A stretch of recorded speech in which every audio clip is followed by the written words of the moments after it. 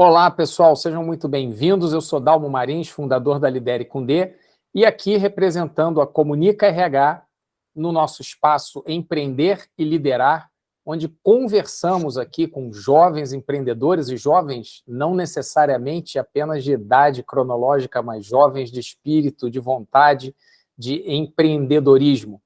E eu vou hoje receber aqui um jovem empreendedor aí nos dois sentidos, né? Tanto de espírito quanto de idade, que é o Cláudio Júnior. Ele vai nos contar um pouquinho sobre a experiência, a trilha de empreendedorismo dele, mas eu vou deixá-lo se apresentar para vocês. Cláudio, muito bem-vindo. Conta para o pessoal quem é o Cláudio Júnior. Perfeito. Obrigado, Dalmo. Fala, pessoal. Bem, sou Cláudio, eu sou fundador da Riverdata, uma startup que utiliza inteligência artificial para apoiar a decisão. A gente tem a premissa de tornar democrática o uso da inteligência artificial. Faço mestrado na Universidade Federal Fluminense em modelagem e apoio à decisão. Tenho software registrados, tenho patentes em andamento também no Instituto Nacional da Propriedade Industrial. Atualmente também sou embaixador estudantil da Microsoft e vai ser uma conversa muito boa aqui que eu vou ter com o Dalmo. O convite aí foi muito bom para poder falar sobre o assunto aí. Cláudio, então, para a gente começar, como é empreender aqui no Brasil? Quais foram as dores de empreendedor que você sentiu? Porque, independente de ser startup ou não, eu acredito que as burocracias para você ter uma empresa, para você empreender, sejam semelhantes, tanto da startup quanto de um negócio tradicional. Então, como é que é para você, como é que está sendo, né, empreender aqui no Brasil? Quais foram as dores e desafios aí que você encontrou pela frente? Perfeito, Dalmo. Olha, só essa pergunta já acho que já daria a conversa inteira aqui. Eu sei que não é essa a ideia, mas caramba, só essa pergunta já daria um podcast inteiro, se fosse o caso. Mas vamos lá. Como é empreender no Brasil? Vamos partir do princípio, né, que startup é um nome que está em alta, né? Acho que isso é unânime. Qualquer coisa é startup. Tem startup, não tem, enfim. Mas eu gosto muito de lembrar que nem todo negócio é startup. Tem gente que fala que é porque tem tecnologia, mas não necessariamente é. Não é porque você trabalha com tecnologia que você é uma startup, e não é porque você não utiliza tecnologia que você não é uma startup. O conceito ele é um pouco mais resguardado, né? Se você for lá no Eric Rice, que é o fundador, o teórico da Startup Enxuta, ele diz que é uma reunião de pessoas em prol de resolver um problema em condições de extrema incerteza. Então, se você tem um negócio nesse sentido, você pode dizer que você é uma startup. Caso contrário, não tem. É bom não confundir essas coisas, é algo que eu costumo falar bastante por aqui. E se você está falando de condição de incerteza, você necessariamente trabalha com inovação. E, gente, inovar no Brasil já é um desafio por si só. Já é um partido aí. Se você trabalha com ciência, se você tem aí, já tem alguma conexão com a academia, tem uma graduação, mestrado, ou enfim, você está pesquisando sobre isso, você deve ter tido algum contato com ciência, e você sabe que isso por si só já é difícil. Porque ciência necessariamente tem a ver com inovar também, desenvolver coisas novas. E já é difícil. Agora, se você quer inovar, e você ainda quer transformar um negócio em cima disso, meu Deus. Meu Deus, eu não sei nem por onde começar, né? Mas no Brasil, cara, especificamente, eu acho que o que pega mais, independentemente se você é uma startup, se você não é, se você é um negócio tradicional ou não, primeiro é a nossa estrutura burocrática, né? Isso atrasa muito, ainda mais uma empresa que ela precisa correr com as inovações, ela precisa fazer o tal do errar rápido para poder acertar melhor e gastar menos. A burocracia daqui muitas das vezes impede isso. Uma outra coisa também, Dalmo, especificamente de startup, a cultura de inovação aqui, eu vejo que ainda não tá madura, né? Fala-se muito sobre inovação, e isso é ótimo, precisa ser falado mesmo. Só que a execução da inovação ainda não vejo acontecer tanto, sabe? E com execução eu quero dizer a empresa ou a pessoa está disposta a pagar por uma inovação, né? Na hora de chegar no dinheiro, na hora de chegar realmente no orçamento, né? Muitas empresas correm, muitas pessoas correm também. Então, isso fica muito mais desafiador quando você quer abrir uma startup no Brasil. E, às vezes, até mesmo em negócios que não são tão inovadores, mas só de se tratar com algum processo diferente, utilizar algum conceito diferente, já tem empresa que corre, né? Não quer sair daquele mais do mesmo. Então, assim, no Brasil, eu acho que são duas coisas que travam mais, independentemente se você é startup ou se você é um negócio tradicional, mas ainda acho que é pior para startup. Primeiro, a estrutura burocrática, né? Qualquer coisa ali errada pode te custar um erro que pode ser até fatal, financeiramente falando. E segundo, é a cultura. Aqui todo mundo adora falar sobre inovação, mas poucas pessoas e poucas organizações que inovam de verdade. Isso são verdadeiros desafios. E você falou uma coisa bem interessante aí, quando a gente fala sobre inovação, que eu acredito que seja um entrave. Você que está mais dentro agora desse universo pode confirmar ou não aqui o que eu já li muito a respeito. É que existe um gap muito grande aí entre a academia, né, entre os centros acadêmicos, universitários de pesquisa e a iniciativa privada. Então, você tem talvez um purismo, né, muito grande no meio acadêmico, de que o meio acadêmico não se mistura com o capital, que é quem, na verdade, pode financiar esses trabalhos, esses estudos e até o crescimento, né, das empresas, da inovação, da criatividade, enfim. Você sente que existe essa separação aí entre o meio acadêmico, entre o meio de pesquisa e a iniciativa privada? E como que o governo, você acha que poderia também ter um papel aí relevante para diminuir esse gap? Claro, perfeito. Bem, vamos começar do começo. Sim, isso procede. É uma realidade que não é de hoje e, ao que tudo indica, não vai mudar nem tão cedo também. A gente vê, de um lado, né, um ambiente acadêmico, um ambiente teórico, um ambiente do estado da arte, um ambiente onde as pessoas realmente chegam a marcos que antes não eram sido estabelecidos, com publicações científicas, às vezes nacionais, internacionais, não só dentro da academia, mas publicações para fora. Porém, é sempre de ambiente acadêmico para ambiente acadêmico. Então, o primeiro de tudo é que o foco dar-se-á muito na parte teórica, e a escrita, o conceito técnico, o composto técnico das publicações, eles são muito úteis para o progresso da humanidade, da sociedade como um todo, mas eles não são atrativamente em termos de negócio, não são atrativos em termos de negócios, né? É por isso que a gente vê até essa dicotomia tanto em quem chega a níveis altos acadêmicos e quando essa pessoa tenta abrir um negócio, ela não é bem sucedida, porque para você ter um negócio, você precisa de cliente. E o cliente ele não quer saber se você, por exemplo, está utilizando uma equação quadrática ou uma equação cúbica, sabe? Para o fim das contas, para o cliente, no fim das contas, isso não faz diferença. O que faz é resolver dores reais. E muitas vezes eu vejo na academia que existem marcos interessantíssimos sendo alcançados com publicações aceitas, mas quando resolvem dores, resolvem algo de uma extrema especificidade. Então, parece que isso não conversa com o mercado. É como se o mercado olhasse e falasse assim, pô, muito maneiro esse novo modelo que você desenvolveu, mas eu não sei como eu usaria aqui e, quando sabe, não está disposto a pagar porque não viu valor suficiente em mudar ali a realidade, né? E, Até por outro lado, você precisa ter escala, né? precisa ter escala para poder entrar na iniciativa privada, né? Exatamente. E não só a escala, Dalton. Eu acho que antes disso até a própria comunicação. Às vezes até tem escala. Você desenvolve uma coisa que pode aplicar no meio industrial, mercadológico, varejo, mas você comunica de um jeito que parece que aquilo não é para você, né? Eu acho que comunicação ainda é o primeiro estudo. Se soube comunicar bem ainda não foi, realmente é o que você falou. Às vezes não é escalável, é só resolver aquela coisa pontual para aquele artigo e, no fim das contas, serviu para a pessoa conseguir o seu título acadêmico e se encerra por ali, né? E, por sua vez, tem o mercado. O mercado é onde as coisas acontecem, onde tem pessoas sendo pagas, pessoas pagando, pessoas recebendo, coisas acontecendo. E o mercado ele quer resultado prático. E resultado prático quer dizer, necessariamente, você reter uma quantidade maior de dinheiro, no fim das contas.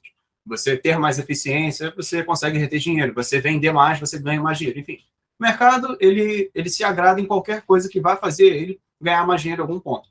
E isso não se comunica. A academia ela é vangloriada, né, com as suas boas conquistas que realmente levam a humanidade, a sociedade à frente, mas não é comunicado ao mercado como que pode mudar a realidade do próprio mercado. Aí, em termos práticos, o que acontece?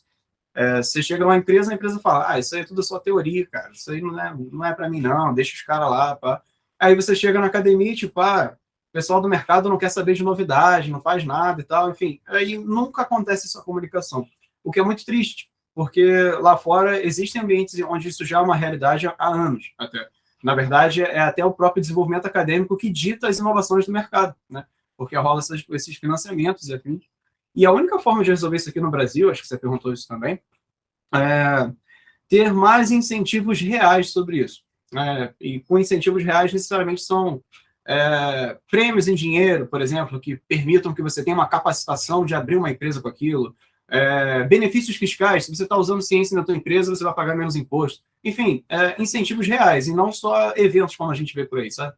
Tem bastante evento, isso é bom, está sendo falado, mas nunca se concretiza. Acho que a forma de resolver é realmente com benefícios que realmente instigam a pessoa a querer utilizar. Show.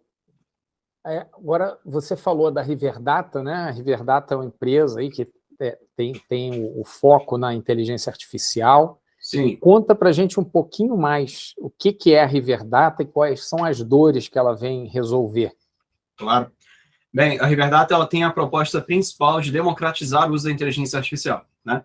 A gente tá com esse assunto muito em alta hoje em dia, o que é ótimo para a gente, porque ajuda a disseminar um pouco melhor a ideia, principalmente aí com o chat GPT, tá todo mundo falando, tem gente fazendo meme, tem gente com medo, tem gente criando até negócio já em cima do chat GPT. A Microsoft já tem investiu 10 bilhões na OpenAI, que é a detentora do chat GPT. Tá muito no hype, né? E isso era uma coisa prevista. A inteligência artificial está no hype esse ano. Tanto que, se você pesquisar, você vai ver em vários lugares que 2023 é o ano da inteligência artificial. Não tem jeito. Daqui para frente, isso vai se transformar cada vez mais rotina. Só que muitas empresas ainda olham aquilo e vê como algo longínquo. Tipo, isso não é para mim, muito maneiro, mas não vejo como usar aqui na minha empresa, na minha realidade, na minha vida. Então, a Riverdata ela vem para tornar isso mais democrático. A gente pega isso e fala, cara, isso é para você, sim. Não tem por que isso ser algo difícil e tampouco ser algo caro. Então, a gente atinge as médias e pequenas empresas e empodera elas a conseguirem utilizar a inteligência artificial de um jeito intuitivo, sem você precisar saber estatística avançada, matemática avançada, mexer em célula de Excel, programar em Python, enfim. Você não precisa saber de nada disso. Você só precisa saber escrever e clicar, né? Como a maioria das pessoas consegue fazer isso, então a gente atende essa parcela para poder empoderar as pessoas e tornar isso mais democrático. Que tipo de dor a gente resolve? A principal delas é a geração de dashboards, de relatórios que exigem gráficos e exigem inputs quantitativos. Uma das grandes demandas hoje, principalmente se você olhar, isso você certamente já deve ter visto, né, Dalmo? Cursos por aí de Power BI, cursos de Excel, enfim, isso tem a rodo por aí. E não é à toa. Cada vez mais a gente precisa de dados estruturados para manter as empresas funcionando, né? Então, muita gente está correndo para fazer esses cursos, muita gente está correndo para ver como que faz, tem gente fazendo sem saber muito, mas está fazendo. A gente chega e faz o seguinte, você digita na nossa plataforma, depois que conectou a sua base de dados, você digita na nossa plataforma o que você quer no relatório. Me dá um relatório contendo, sei lá, quantidade de clientes que compraram no mês passado por separação geográfica. Ele vai dar para você já tudo pronto, já para você exportar, sem você precisar saber Excel, precisar saber Power BI, nem nada disso. Isso poupa seu tempo, porque você não precisa ficar mexendo em célula, criando fórmula, nada. Você digita, pega, envia e você consegue ter tempo para poder fazer outras coisas, as quais, se você não precisasse ter que fazer células e um monte de fórmula, um monte de coisa, você não estaria fazendo. Então, você ganha tempo com isso. Então, a principal dor que a gente resolve é a geração de relatórios baseados de dados, né? Relatórios baseados em dados, com gráficos e afins. Agora, a gente também resolve por tabela automação de processos, né? Aquela coisa, atividade repetitiva e afins, a gente desenvolve isso também. E, por último, o uso de inteligência artificial para tirar a empresa da era de gestão baseada em dados para a gestão dirigida por inteligência artificial, que é insights que não são óbvios, mas que fazem com que você retenha dinheiro na sua tomada de decisão. E esses 3 níveis que eu estou falando aqui são os níveis de maturidade de dados. O nível 1 são as empresas que usam dados para tomar decisão. Nível 2 são empresas que automatizam processos para ganhar tempo. E o nível 3 são empresas que dirigem a empresa com o apoio da inteligência artificial. Basicamente é isso. Super interessante. Agora, dentro desse o processo, né, desde a da concepção da ideia da Riverdata até agora, Como é que foi esse caminho e principalmente para captar os recursos para chegar onde vocês chegaram e quais são as etapas ainda que estão pela frente aí para a captação de recursos para o crescimento da empresa? Ótimo. Bem, a Riverdata ela começou como fruto de um trabalho meu, onde eu estava desenvolvendo um óculos inteligente para gestão de estoque, né? Isso foi no meio da pandemia. Eu tinha acabado de quebrar no negócio anterior que eu tinha um negócio de turismo, e era também utilizando inteligência artificial, mas tinha uma outra pegada, né? Aí, negócio de turismo, pandemia, né? Não preciso nem me alongar muito, já dá para saber no que deu. Aí eu prossegui, que eu estava finalizando a faculdade, e eu estava desenvolvendo um protótipo de um óculos para isso, e não deu certo, não foi para frente, mas serviu muito como um repositório acadêmico, eu consegui escrever alguns artigos com base nisso. Você basicamente dava um toque na haste direita, ele tirava uma foto do estoque e devolvia para você o equivalente ao que estava ali naquela foto, né? E, enfim, eu não consegui vender isso, aí eu fui entendendo, e eu vi que, na verdade, nunca se tratou de óculos ou de hardware, e sim de inteligência de dados, né? Então, aí a gente deu essa pivotada, parou de produzir hardware e afins. A gente usa hardware hoje ainda, mas não é a gente que produz, a gente sempre usa fornecedor de terceiros e tal, porque o nosso core é a inteligência de dados. E isso foi evoluindo com o tempo, e a captação de recursos foi puramente feita com dinheiro de cliente. A gente nunca recebeu investimento antes, eu nem considerava essa possibilidade, para ser sincero. Eu achava que a gente tinha condição de crescer no tempo hábil, sozinho, mas hoje eu vejo que a gente precisa crescer muito mais rápido, né? A gente tem condição de crescer sozinho, mas ia ser muito lento para a visão que eu tenho visto, né? Eu acho que até o fim da década a IA ela já vai ser totalmente equalizada e a gente quer fazer parte, quer ser líder de mercado nisso. Então, para isso, a gente precisa acelerar mais. Então, hoje, a gente está buscando investimento, a gente está com rodada aberta, estamos conversando com alguns fundos, inclusive, mas até então a gente nunca recebeu investimento porque a gente sempre faturou com o cliente. Então, a gente foi crescendo de cliente em cliente, fechando contrato, vendendo e tal, do jeito mais clássico de todos, né, Dal? Você pode abrir a empresa mais disruptiva de todas, mas no fim das contas tem que ter algum cliente para pagar, senão não é empresa, né? Qualquer outra coisa, mas não é empresa. Isso acho que vai tempo, vem tempo e não vai mudar nunca. Tem que ter isso no fim das contas. Então a gente ficou com o dinheiro de cliente mesmo e agora a gente está buscando rodada aberta e os próximos passos são principalmente focados em internacionalização. Inclusive, eu recebi a notícia hoje que a gente foi aprovado no ciclo do Startup Outreach para ir para Barcelona. Agora a gente está aí entre as classificadas, empresas classificadas. Esse é um programa do Ministério das Relações Exteriores, junto com a Apex Brasil e o Sebrae. E agora a gente está encaminhando para abrir mais uma ramificação. Ano passado a gente foi aprovado para Chicago. Então, a gente entende que a nossa demanda é global. E a gente não pode ficar restrito só em solo nacional. Os próximos passos é, literalmente, a dominação mundial. Então, uma coisa muito interessante que você fala hoje, por exemplo, só para, antes de fazer o comentário aqui, hoje a estrutura de vocês, como é que ela está baseada? A empresa é você e mais quem? Sou eu e mais 7 pessoas. Entre vendedores, desenvolvedores, mantenedores. E aí, você fala da questão muito da tecnologia, fala muito sobre inteligência artificial, enfim. Mas, no final das contas, toda e qualquer empresa ela acaba existindo para resolver a dor de uma pessoa, de alguém que vai utilizar a inteligência artificial para facilitar a vida dela, transformar os dados que ela tem muitas vezes disponíveis, né? E isso é interessante, às vezes você acha que você precisa de muitos dados, mas os dados já estão na sua empresa, você só não sabe refinar o dado e transformar esse dado numa informação exatamente isso. Torne por isso que a gente relevante. Então, a Riverdata é como se fosse uma refinaria de dados, né? É isso aí. A gente, inclusive, se apresenta assim em alguns locais. Dados são o novo petróleo, nós somos a nova refinaria. Existe uma estatística do MIT Technology Review que diz que das empresas que analisam dados, presta atenção, das empresas que analisam, porque mais da metade não analisa, 51,5% das empresas não analisam os dados devidamente. Dessas que analisam, 99,5% dos dados não são analisados. Isso é absurdo, é absurdo. Você pode ter a quantidade de dados que for na sua empresa. A quantidade de análise que você vai fazer é tão ínfima que não chega nem perto de tudo que você tem. É como se você tivesse um poço de petróleo gigantesco, mas você só usasse para fazer uma garrafa de gasolina todo mês. entendeu? É isso que a gente está vivendo hoje. Então, a gente vem com uma proposta totalmente diferente, para você analisar todos os seus dados de verdade. A gente faz a varredura na base toda e devolve para você o que você precisa, para você extrair o que tem de melhor ali. Você não precisa fazer uma garrafa de gasolina por mês. Você pode extrair diesel, você pode extrair tanta coisa que não dá para ficar restrito ao que a gente tem hoje. Então, basicamente, o motivo principal da gente existir é esse. Porque, humanamente falando, não dá para analisar isso tudo sozinho. É como se a gente quisesse refinar petróleo só utilizando pessoas, sem as refinarias, o que é humanamente impossível, não dá para fazer isso com eficiência. E é por isso que a gente está aí no mercado. E aí volto a fortalecer aqui a ideia de que, mesmo sendo baseado em tecnologia e o foco seja na tecnologia, no final o foco é nas pessoas. Isso, né? Isso, não tem jeito. E aí, como pessoa, né, como é que você avalia essa preparação para uma pessoa que decide empreender? Qual é o grau aí de importância que tem a preparação para empreender? Porque a gente vê muita gente se aventurando, né?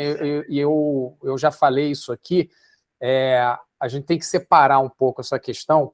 O empreendedor, ele não pode ser necessariamente só um aventureiro, ele tem que ser um aventureiro, tem que ter coragem, mas ele tem que ter alguma base, algum preparo. Que tipo de preparação você acha que é indicada para alguém que quer entrar nessa jornada de empreendedorismo? Dalmo, acho que tem muita coisa que dá para falar, mas acho que se eu fosse citar a primeira que vem na minha cabeça, é a inteligência emocional. De longe, assim, eu acho que a pessoa tem que estar preparada psicologicamente para lidar com isso, porque é uma avalanche de problema o tempo inteiro. Você tem que se conhecer muito bem para saber até onde você está disposto a ir, porque senão você vai adoecer, cara. Você vai ficar mal, é bem capaz de você não conseguir dosar direito as coisas e, sei lá, talvez não conseguir se dedicar à família, outras coisas que você tinha e, enfim, isso pode desequilibrar muitas coisas. Mas eu acho que a preparação maior, assim, de cara, é a inteligência emocional. Você saber que você vai vender e o cliente que precisa, quer dizer, um lead, né, não é cliente. O lead, ele precisa, aí ele vai olhar para você e falar que não quer, porque não sei o que, não sei o que, não sei o que lá e tal. É aquela estatística lá, né, da maioria das pessoas que você aborda, é só uma fração que realmente vai fechar com você. E você tem que ter uma inteligência emocional para lidar com isso, porque isso vai muito contra aquilo que ensinam para a gente na escola, né? Que ensina que a gente tem que acertar sempre. Você tem que acertar todo dia, todo dia, todo dia. Aí, do nada, você lida com um negócio onde você vai errar praticamente todos os dias até você ter um acerto, mas o seu acerto vai pagar todos os outros seus erros. É muito difícil você absorver isso. Eu tive dificuldade de absorver isso no início. Eu consegui participar de vários programas de aceleração, onde eles trabalhavam muito a parte emocional. Inclusive, tem um programa que ele, infelizmente, não tem mais. Eu participei da última edição, tive o privilégio de participar da última edição do programa Pense Grande, da Fundação Telefônica Viva, em conjunto com uma empresa chamada Aliança Empreendedora, onde aquele programa mudou minha vida para sempre. Eu falo isso sempre que eu tenho oportunidade. Porque quando eu passei no programa, junto com outros 30 empreendedores do país inteiro, esse programa reuniu todo mundo no local só, fisicamente, pagou passagem de avião de todo mundo, reuniu todo mundo fisicamente no local, para ficar uma semana, com tudo pago, hospedagem, comida, tudo, no local reservado no interior de São Paulo, só para trabalhar o emocional. Uma semana, uma semana comercial, segunda a sexta, só para trabalhar o emocional. E eu não tinha noção da importância daquilo. Então, assim, eu já comecei minha jornada assim, eu não tinha nem noção do que me esperava. Eu sempre quis abrir empresa e tal. Eu, na faculdade, eu abri uma empresa júnior, sou cofundador de uma empresa júnior. Então, assim, foi uma pegada muito diferente do que eu esperava. Porque a gente pensa em programas de aceleração, o que você pensa? Capacitação, às vezes tem um capital semente, enfim, aquela coisa para tu fazer acontecer. Mas esse programa, antes de tudo, ele trabalhou a pessoa, foi o que você falou, trabalhou, cada empreendedor que estava ali foi trabalhado, a sua parte emocional, reuniões e tal, dinâmicas, tudo para trabalhar só emocional, e a pessoa sair dali, tipo assim, é assim que eu sou, tal, consigo, enfim, cada um com a sua verdade, com a sua realidade, mas conseguiu sair se entendendo bem. Então, cara, eu acho que a pessoa tem que se preparar muito psicologicamente, porque você vai lidar muito mais com não do que sim, você vai lidar com muito mais erro do que acerto.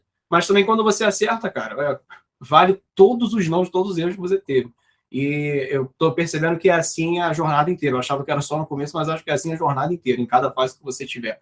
Então, assim, esteja pronto para isso e o resto você vai conseguir lidar muito bem no caminho. Então, interessante também que a gente fala muito hoje em dia na questão da automação, né? E tem até um relatório da McKinsey que indica que aproximadamente 50% das profissões elas têm potencialidade de serem automatizadas. Mas aquelas funções com menos possibilidade de automação são exatamente as que estão ligadas a questões cognitivas. Então, a gente continua vendo a importância do ser humano dentro desse processo e muito se discute que a tecnologia vai tirar emprego, vai tirar vaga e tal, mas eu vejo muito mais como uma questão de aprendizado. Nós vamos ter que aprender como conviver dentro de um universo, de um mundo, onde a tecnologia vai fazer parte da nossa vida. E hoje, eu vejo que, às vezes, a tecnologia acaba criando muito mais ansiedade do que resolvendo problemas especificamente, né? Elas resolvem o problema, mas a um custo da criação da ansiedade. Eu falo isso no sentido de que você hoje tem a possibilidade de enviar um e-mail para uma equipe às 11 horas da noite, às 2 horas da manhã, e aí você acaba forçando a equipe que, poxa, se ele não me respondeu em meia hora, em 40 minutos, em uma hora, é porque o cara está desinteressado e tal. E isso cria uma ansiedade. Então, achei bem bacana também, que eu já ia te perguntar sobre as competências que você enxerga como fundamentais aí para um líder, e principalmente num líder que está dentro da área de tecnologia, startups, empreendendo, e já me surpreendeu, né, seu depoimento aí sobre a capacitação em inteligência emocional, e vindo principalmente de um programa de capacitação de empreendedores de uma grande empresa, né?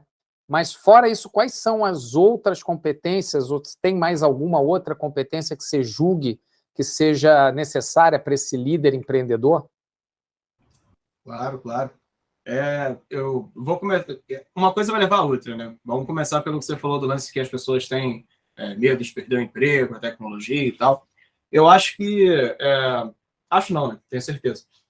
Toda vez que vem uma novidade, isso tira as pessoas da zona de conforto. Isso é normal, porque é novo, aquilo que é novo assusta, não sei direito o que eu faço e tal. Isso é extremamente normal. Acho que todas as vezes na humanidade que teve uma coisa diferente, acho que foi algo parecido, claro, guardado as devidas proporções e nas devidas épocas. Mas começa assim, aí a primeira conclusão que chega, né, que é uma conclusão, eu diria, linear, tipo, se um robô faz o trabalho que eu faço hoje, então o robô vai me substituir, então eu vou ficar sem emprego por causa do robô. Esse é um pensamento linear, né? Só que a inovação, ela não é linear. Eu diria até que ela é uma senoidal, né? Ela faz aquele formato GS toda hora. Não é porque o robô faz a mesma coisa que você que ele vai te substituir, assim, eternamente. A priori, é o que provavelmente vai acontecer se você não se mover. Claro, isso não dá para tapar o sol com a peneira, isso é verdade. Se você não se mover, ele vai ocupar o seu lugar. Mas o que é o mais indicado a ser feito, se você quiser continuar naquela área que o robô vai, em tese, ocupar seu lugar? É você aprender a operar esse tipo de robô, a programar esse tipo de robô, a lidar com esse tipo de robô. Porque, como você disse, você falou uma coisa muito certa, não dá para tirar o ser humano do jogo. Não dá, gente. Não tem como. Não tem como. É como se a gente estivesse na primeira revolução industrial, onde as pessoas ficavam apertando parafuso direto e tal, e se não existisse automação, roubou os empregos das pessoas. Em tese, não. Tem pessoas que precisam operar os robôs, tem pessoas que precisam programar os robôs, né? Claro que não na mesma proporção, só que isso não é um jogo de soma zero, né? O jogo, o conceito teórico de jogo, teoria dos jogos. Na teoria dos jogos, existem vários tipos de jogos. E um deles é o jogo de soma zero, né? Aquele jogo onde, se eu ganhar, o outro perde. Como, por exemplo, numa luta. Uma luta é um jogo de soma zero. Se um cara ganhou, o outro perdeu. Mas existem muitos jogos que não é porque um ganhou que o outro perde. E esse jogo de inovação é isso. Não é porque tem um robô que está fazendo o mesmo trabalho que você não vai fazer mais aquele trabalho. Você pode assumir a posição de operar o robô, né? vai fazer muito mais coisas em cima daquilo ali. Então, gera-se uma grande camada de vagas que hoje ainda não está nem longe de ser preenchida, que é a vaga, principalmente de tecnologia, né? Desenvolvedor de tecnologia. Não à toa essa área está tão visada ultimamente. Então, assim, mas é aquilo, né? É difícil, porque você precisa se mover, precisa estudar e tal, e eu sei que realmente isso incomoda, né? Mas eu gosto sempre de falar isso, que ninguém está aqui para roubar teu emprego, muito pelo contrário. Essas coisas estão acontecendo para valorizar ainda mais a humanidade. Você não vai fazer mais um trabalho robótico, você vai fazer um trabalho de ser humano, que é o quê? Pensar, olhar assim e falar, pô, faz sentido isso aqui? Ter senso crítico. É valorizar muito mais a humanidade, muito menos uma função robótica. Digitar sempre a mesma coisa, executar sempre a mesma operação, como se você fosse só um ser vivo sem racionalidade. Todo ser humano é racional, todo ser humano tem que ser valorizado na sua racionalidade. E a inteligência artificial está aqui para isso. É para tirar você dessa posição de um ser inanimado que só fica fazendo a mesma coisa direto, igual aquele filme do Tempos Modernos, né, do Charlie Chaplin, e colocar você na posição de alguém que pensa, que é uma coisa que o ser humano sempre foi. Então, essa é a ideia das inovações e principalmente da inteligência artificial. Agora, sobre as outras competências que você falou, eu acho que da inteligência emocional já deságua um monte de coisas. Porque se você tem uma inteligência emocional bem equilibrada, se você sabe quem você é, sabe onde você quer chegar, sabe como você vai entender os problemas à sua volta, isso já evita muitas coisas, como, por exemplo, na liderança, que tem aquela liderança que o pessoal costuma falar muito entre a diferença entre chefe e líder, né? Tipo, o chefe, ele amarra, o líder, ele deixa livre e tal. Isso tem muito a ver com inteligência emocional. Se você é uma pessoa inteligente emocionalmente, você vai permitir coisas como, por exemplo, que seu time brilhe mais do que você e não vai deixar seu ego tomar conta de si. Porque isso acontece, a gente sabe que acontece nas empresas, da pessoa que está liderando ali, que na verdade está chefiando, ela quer que ela esteja sempre em evidência, o time faça tudo e ela receba todos os créditos, e se deu errado é culpa do time, mas se deu certo é culpa do líder, né? Então, assim, se você tem inteligência emocional, você sabe que isso não faz o menor dos sentidos, cara. Se tudo deu certo, beleza, bom para todos. Se tudo deu errado, pô, vamos ver o que houve. Vamos esquecer esse lance de um brilhar mais que o outro. Isso tudo tem a ver com inteligência emocional. Então, acho que na questão da liderança também, você tem que saber lidar muito com os problemas que aparecem e entender que as pessoas que estão ali com você, elas não estão ali querendo, apesar de que acontece, né? Mas isso tem a ver com a inteligência emocional também, querendo brilhar mais que você, puxar seu tapete, aquela cultura bem tóxica mesmo, sabe? Eu não gosto de usar esse termo tóxico, mas eu não estou achando outro agora para falar. Aquela cultura tóxica de um puxar o tapete do outro, o outro ficar sendo promovido porque está babando o ovo do superior. Ai, desculpa os termos, né? Não sei se cancela aí, você está... Não, fica à vontade, não tem então problema nenhum, não. O papo aqui é informal. Então, beleza. Você está, bajulando, né? Bajulando o superior. Então, assim, se você tem uma boa inteligência emocional, porque o time é reflexo do líder, isso é um fato. Então, assim, se você é um cara inteligente emocionalmente, você sabe até onde pode ir, não pode, sabe lidar direito com as pessoas, naturalmente as pessoas que são suas lideradas vão fazer isso também. Vai falar, ó, não adianta tentar se não, porque não tem essa de bajular, o cara quer saber de resultado. Não tem isso aqui. Isso já elimina uma cultura tóxica demais que existe em muitos lugares, né? Agora, se você não tem inteligência emocional e você, tudo que acontece de bom é seu mérito. Tudo que acontece de ruim é culpa do time. Quem te bajula que você promove. Quem produz, você não promove. Se você não tem essa inteligência emocional de deixar o ego de lado por conta de um simples cargo, que cargo é temporário, por mais que você, sei lá, meu caso, fundei uma empresa. Em tese, eu sou o líder ali dentro. Mas, cara, a minha intenção com a empresa é fazer ela crescer a ponto de ou vendê-la, ou ser adquirida por outra empresa maior, ou herdar no futuro, se eu tiver filho e afins. Mas, no fim das contas, eu vou sair do jogo. Minha liderança vai sair do jogo e vai entrar outra pessoa no lugar, porque o que importa é a empresa funcionar. E todo lugar tem que ser assim. Só que tem gente que não entende. A pessoa acha que é porque o nome dela que está naquele cargo ali, né, naquele crachá, ela é a semideus e ela tem que ser venerada toda vez que ela entra. Cara, não pode fazer assim. Isso é prejudicial para todo mundo. Porque a pessoa que faz isso, ela está se enganando e os outros deixam de produzir para poder, abre aspas, venerar o líder, e a produtividade cai e fica esse sistema sempre de um fazer favor para o outro para ser promovido. Porque, no fim das contas, todo mundo quer ser promovido, né? Quem não quer, ganhar mais, ter um carro diferente. Mas, em vez de ser um mérito por produtividade, ou seja, em agregar valor, em dar resultado, em fazer realmente a empresa crescer, vira uma coisa totalmente ao contrário, que é quem bajula que vence. Então, isso é muito errado. Isso tudo nasce da inteligência emocional. Porque se a pessoa que está cabeceando tudo bota e deixa bem claro para todos que ali, quem produz é quem vai crescer, nossa, a empresa ela vai andar muito rápido, muito mais rápido. Então, acho que outras habilidades, além de inteligência emocional, eu diria gestão de pessoas, você saber lidar com as pessoas, saber, em vez de ficar sempre impondo, você explicar o que acontece, mostrar o sentido daquilo ali e fazer com que ela faça aquilo no prazo, e claro, com certeza. Se ela não fizer, tem as devidas consequências e tal, mas, tipo assim, sem aquilo de mandar, de espernear na frente dos outros e tal, enfim, ser uma pessoa realmente que sabe lidar com os outros, gestão de pessoas, e principalmente entender que sem elas, nada acontece, né? Por mais que você tenha robô, alguém fez aquele robô. Alguém opera aquele robô. Alguém faz a manutenção daquele robô. Então, cara, sem gente não existe nada. É você saber lidar com as pessoas, depois da inteligência emocional, gestão de pessoas. E, por fim, é saber que tudo é efêmero. Você ter isso em mente sempre. Tudo é efêmero. A gente está aqui, estamos conversando, vai ficar gravado, vai subir. Mas isso é efêmero também. Então, você entendendo essas coisas, você deixa o ego um pouco de lado. Todo mundo tem ego, isso é humano. Mas você consegue deixar ele um pouco de lado e fazer com que as coisas aconteçam da melhor forma possível. E o que você falou sobre a diferença entre chefe e líder, o que eu vejo particularmente é que muitas vezes as pessoas são promovidas e chegam a funções de liderança por méritos técnicos. Então, ela já está habituada a fazer aquele trabalho, ela é promovida porque ela fazia bem aquele determinado trabalho, e aí ela sente, aí entra a questão do ego também que você falou, poxa, como é que alguém, agora eu sou o líder, mas como é que alguém vai fazer uma coisa melhor do que eu? E é uma coisa meio paranoica, assim, né? Porque, na verdade, o líder, quando ele cresce, quando ele chega numa posição de liderança, e conforme ele vai crescendo, o resultado dele é o resultado da equipe. Então, quanto melhor a equipe for, melhor é o resultado para ele, mais ele aparece. Então, talvez esse seja o grande problema, o grande ponto a ser resolvido na formação das lideranças, que não tem esse desenvolvimento de inteligência emocional para saber que ela precisa fazer aí o famoso trade-off.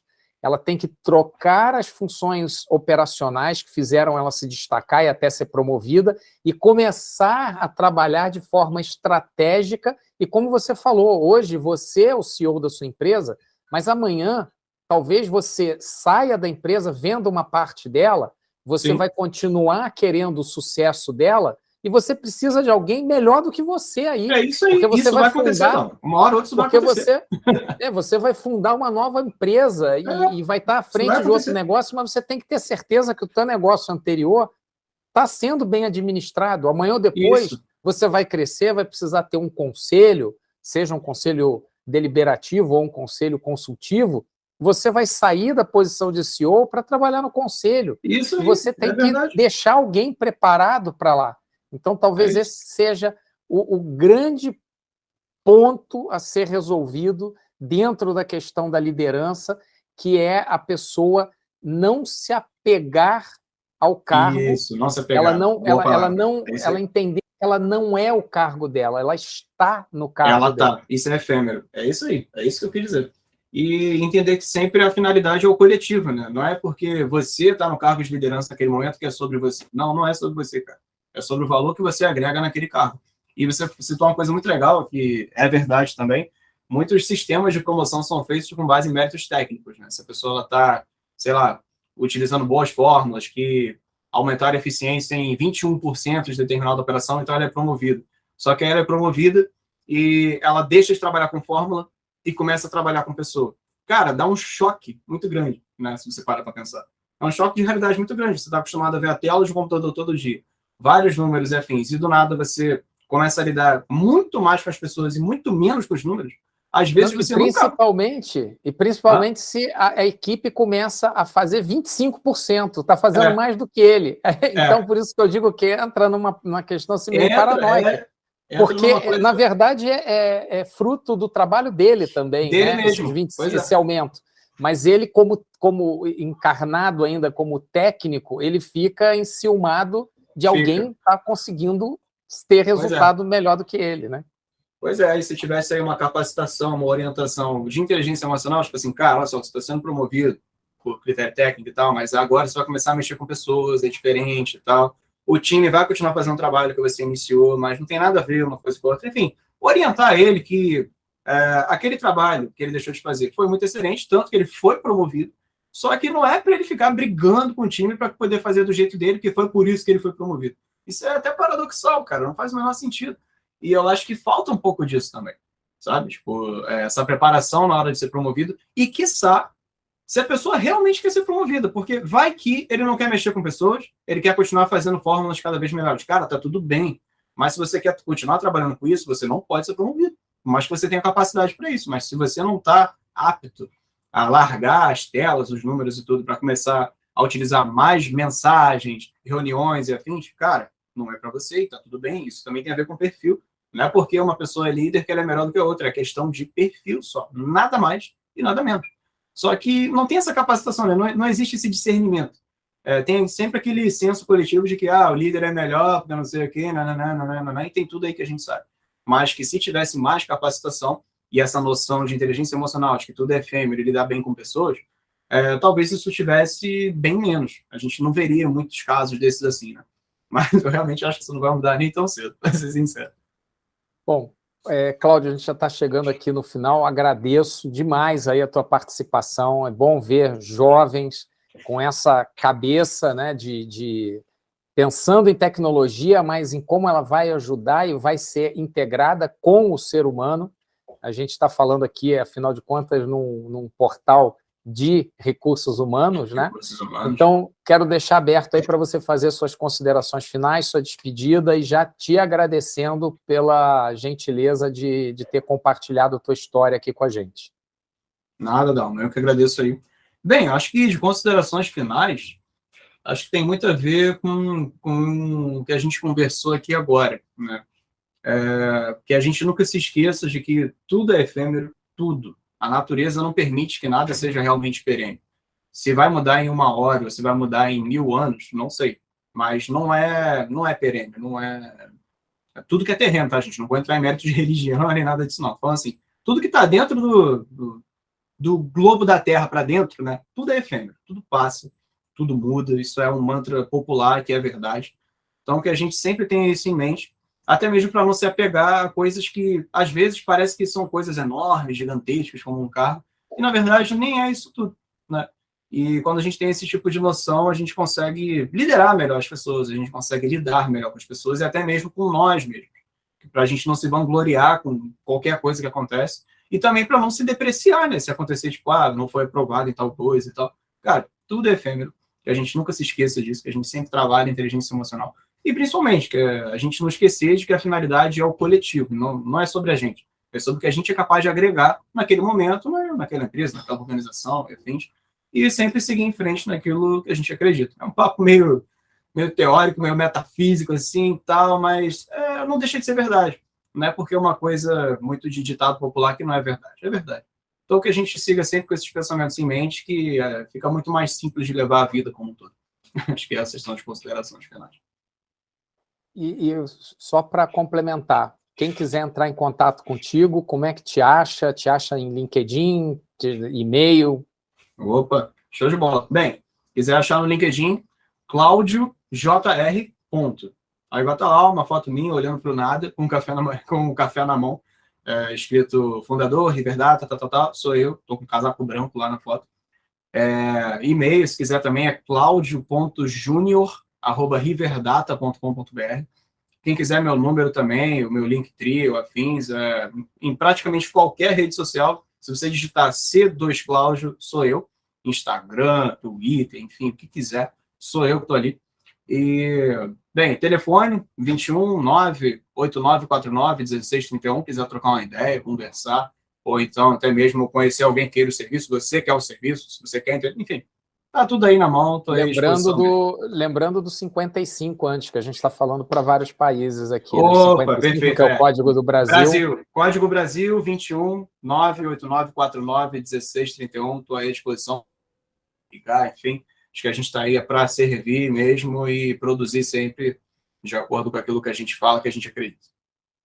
Bom, gente, eu mais uma vez agradeço aqui o Cláudio, agradeço a vocês de estarem conosco aqui nesse espaço de empreendedorismo, de liderança do Comunica RH. Eu sou Dalmo Marins e encontro vocês num próximo evento aqui. Até mais.